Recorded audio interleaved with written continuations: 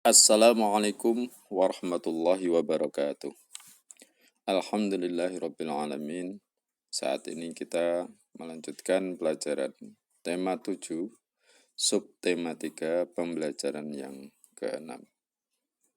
Kalian sehat semua? Oleh karena itu, marilah kita lanjutkan pelajaran dengan sukacita.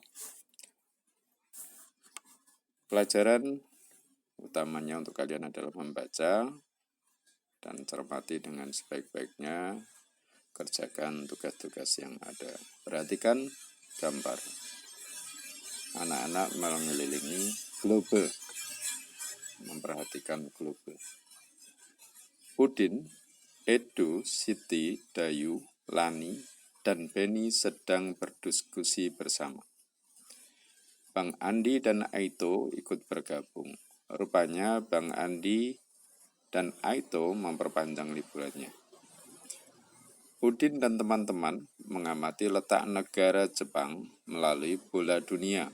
Ternyata letaknya cukup jauh dari Indonesia. Siti bertanya kepada Aito mengenai cara berkomunikasi dengan keluarga di Jepang. Aito menjelaskan bahwa kini banyak media yang dapat digunakan berkomunikasi. Salah satunya melalui aplikasi penyampai pesan. Mari kita temukan informasi mengenai aplikasi penyampai pesan.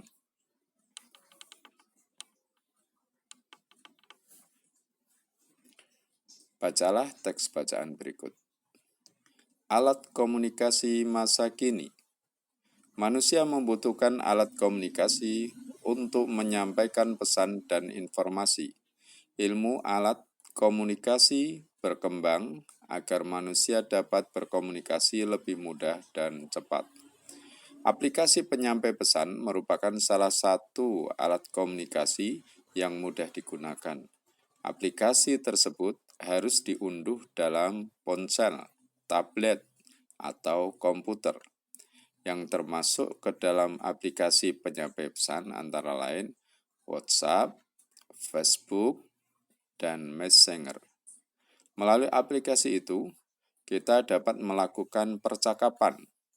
Percakapan dapat dilakukan secara tertulis, pesan suara, maupun panggilan video. Percakapan bersifat pribadi. Hanya pengirim dan penerima pesan yang dapat mengetahui percakapan tersebut. Penggunaan aplikasi penyampai pesan memiliki aturan khusus. Aturan secara umum adalah pengguna harus berusia di atas 13 tahun. Jika pengguna adalah anak-anak, diperlukan pendampingan orang tua.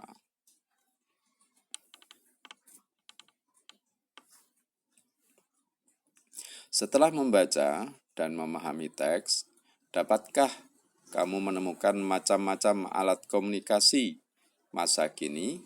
Tuliskan di bawah ini alat komunikasinya apa saja.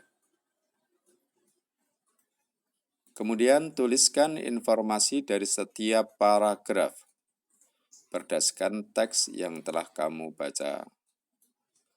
Jadi, baca paragraf 1, kemudian apa yang ada di paragraf 1 itu, informasinya kalian tuliskan di sini. Apa yang ada di paragraf 2, informasi penting yang bisa kalian dapatkan, tulis di sini. Paragraf 3 dan 4. Ya.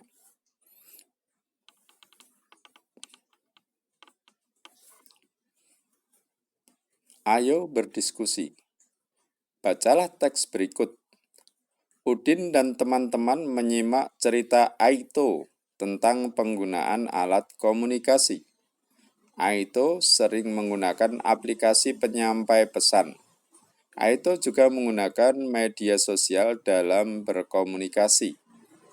Media sosial adalah media untuk berkomunikasi secara umum. Melalui media sosial, informasi dapat dibagikan kepada banyak orang. Siapapun bisa memberikan komentar dan pendapatnya. Pendapat setiap orang tak selalu sama. Ada kalanya kita menghadapi perbedaan pendapat.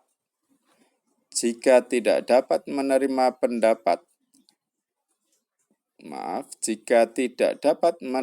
perbedaan, akan terjadi pertengkaran. Pertengkaran akan memicu perpecahan. Hal tersebut harus dihindari. Dengan menerima perbedaan, akan memperkaya wawasan dan pengetahuan kita. Coba perhatikan ilustrasi di sini. Adanya perbedaan yang menimbulkan pertengkaran, kemudian akhirnya memicu perpecahan, tidak ada kerukunan di antara keduanya.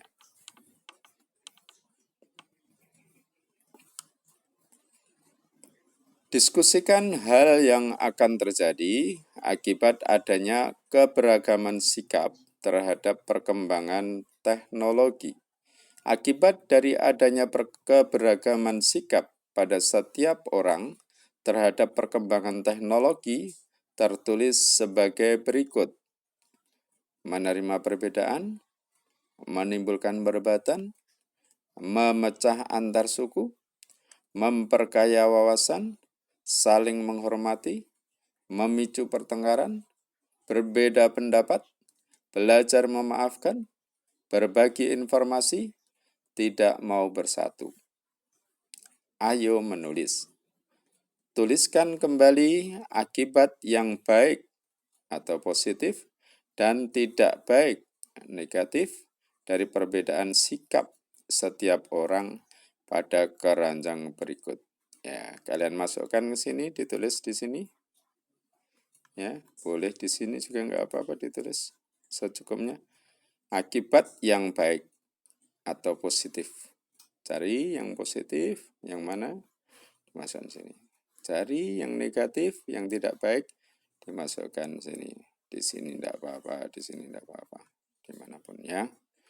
Oke, kita lanjutkan pelajaran pada halaman berikutnya.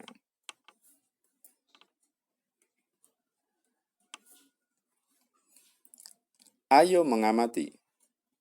Bang Andi dan Aito sangat senang berjalan-jalan bersama Benny dan teman-temannya. Benny dan teman-teman juga senang karena memperoleh ilmu yang banyak dari Bang Andi dan Aito. Bang Andi dan Aito kuliah di bidang teknologi, informasi, dan komunikasi. Bang Andi menunjukkan berbagai alat yang dapat digunakan untuk berkomunikasi. Peralatan tersebut dinamakan gawai. Pada umumnya, gawai berbentuk persegi. Di sekeliling layarnya selalu ada bingkai. Bingkai tersebut sama seperti keliling pada suatu bangun datar. Ya, sudah kita pelajari pada pembelajaran sebelumnya. Perhatikan, ya, bingkai inilah keliling dari bangun datar ini. Ya, perhatikan.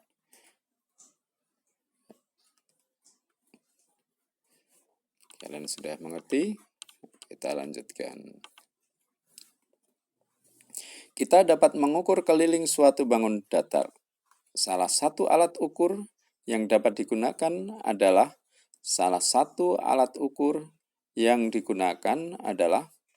menggunakan satuan panjang. Ya. Ini kita menggunakan sentimeter. Satu kotak ini 1 sentimeter. Ya. Amati contoh berikut. Ini ada 1, 2, 3. Maka ini ada 3 cm. 1, 2, 3. 1, 2, 3.